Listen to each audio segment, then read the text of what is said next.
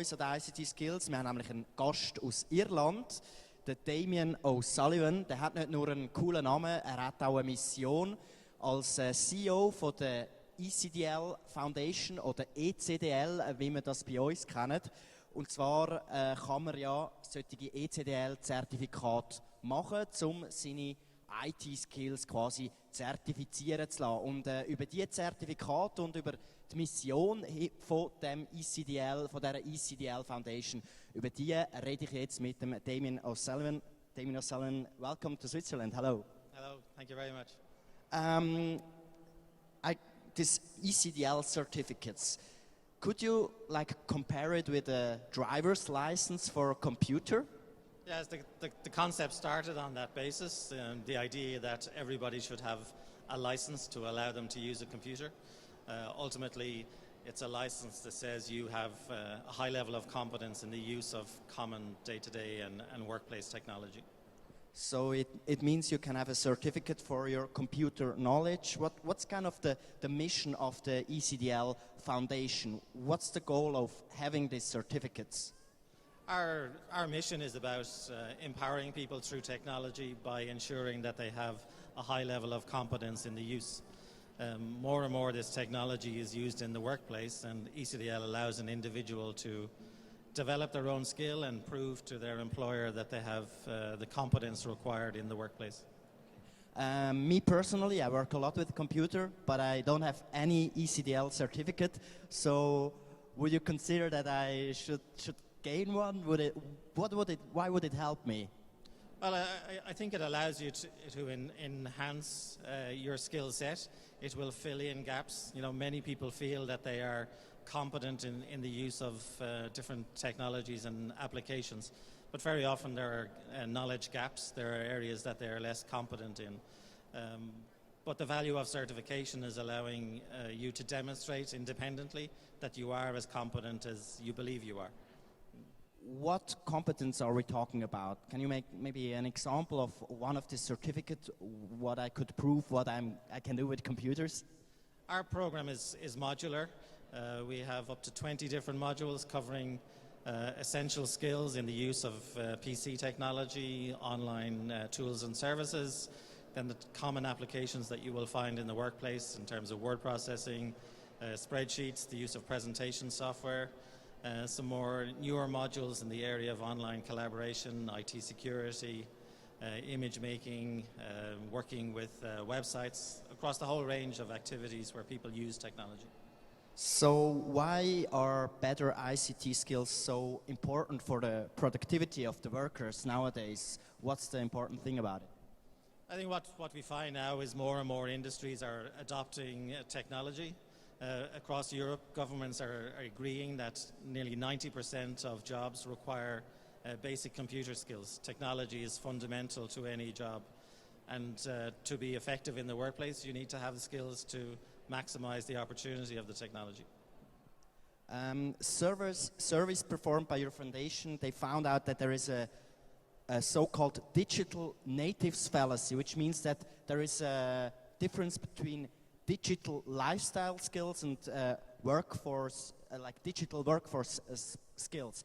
Can you explain those two terms? Well, digital lifestyle skills we regard as the skills that most people use in their use of technology in their personal life. So with the advent of smartphones and tablets, people are using technology throughout their life to engage with other people through social media, to access online services. That skill set is very different from the skills that are required in the workplace, which are digital workplace skills. And the fallacy of the digital native is around young people, the digital natives who are born into a digital world. Most people regard them as being quite skilled, but unfortunately they don't have the skills required for the workplace. They're very good at social media and gaming, using their smartphone, but if they're put into a work environment where they're required to work with spreadsheets, for example, they don't have the skills. So that fallacy is that we don't need to educate young people. We do. We need to educate and train people in the use of technology that they will be required to use in the workplace. So have digital natives, as you call them, even bigger problems because they overestimate their skills? And that is a big issue in that many people who are users of technology regard themselves as quite skilled. But the research that we've done here in Austria and other countries is perception versus reality. Our perception of our skill level is much higher than the reality. That over 60% of people believe they're quite skilled, but when we test them using our own program, the actual rate is lower than 30%. Yeah, you also did this kind of studies in Switzerland, and it turned out that many people overestimate their skills. Why is this, do you think? Why are people really sure about what they can do with the computers, but in reality it's a bit worse than they think? Well, not all of them, of course, but in some cases. It goes back to this issue of digital lifestyle versus digital workplace. So people's digital lifestyle skills are quite strong. They can function very effectively with their smartphone and their tablet. And because of that, they think that they are knowledgeable in the use of computers. But when we measure digital workplace skills, the actual performance is much less. So people are confusing their ability to use a smartphone with their ability to use, a spreadsheet or a word processor. How should we address this problem? What can enterprises do? What can the schools do to have better IT skills in the workplace? I think we need to provide opportunities for people to skill themselves, to reskill, to upskill. We should ensure that everybody leaving second level education are digitally literate. So programs need to be embedded in school, that people are learning to use workplace technology. We need employers to invest in their people, not just investing in the technology that's maybe around here today, but investing in users, allowing people to develop their skills to a high level and have them validated. And what does the ECDL Foundation do in that direction? Are you like in constant contact with the enterprises and also with education organizations? Yeah, we see ourselves in a bridging role. We work closely with the education providers to provide them with a standardized curriculum, but we need to be close to the creators of technology and employers to ensure that we're defining the correct set of skills that people need in the workplace. So does this ECDL certificates, how does this help to have one in order to improve those skills? Well, it defines the skills and knowledge that people need, so it is a guide to what skills are required by employers.